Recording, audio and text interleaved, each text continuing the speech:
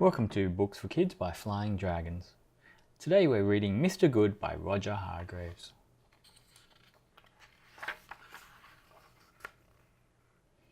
Mr. Good is very good. He always makes his bed. He always cleans his teeth, and he always wipes his feet. He never slams doors. He never forgets birthdays, and he never ever tells lies. Mr. Good is very, very good.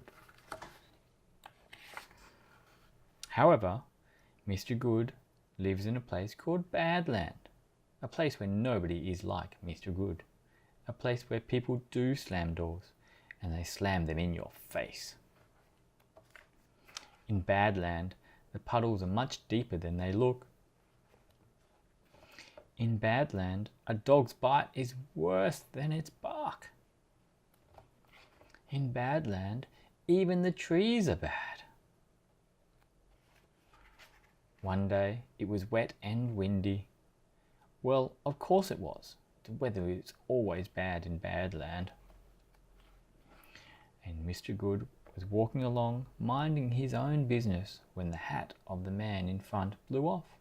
Mr. Good leapt in the air and caught it for him. The man turned around and glared at Mr. Good. "What do you think you're doing?" he thundered. "Give my hat back." Poor Mr. Good. This sort of thing was always happening to him. You see, the very idea of doing a good deed in Badland was preposterous and unthinkable. Mad. Mr. Good offered to help carry shopping. He was accused of stealing. If he kindly held a door open for somebody, then he would be kicked in the shin. Not surprisingly, Mr. Good was not very happy. In fact, he was miserable. So he decided to go for a long walk to think about things. He walked for a very long time.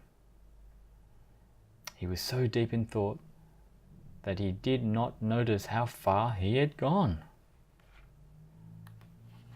And he was so deep in thought that he accidentally walked slap bang into somebody. I'm so sorry," stammered Mr. Good nervously. "That's quite all right," said the man, and carried on his way. "Quite all right," repeated Mr. Good to himself. "That's quite all right." In the whole of his life, nobody had ever said, "That's quite all right," to Mr. Good.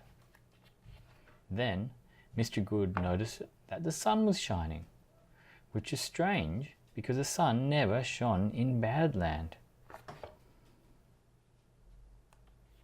Further on, Mr. Good found a dustbin on its side. Without thinking, he tidied up all the rubbish. "Thank you," said a woman. Mr. Good stared at her. In the whole of his life, nobody had ever said thank you to him. "Could you tell me where I am?" he asked. "You're in Goodland," replied the woman. "Thank you," said Mr. Good. "My pleasure," said the woman. Mr. Good beamed. And I'm sure you have guessed that Mr. Good now lives in Goodland.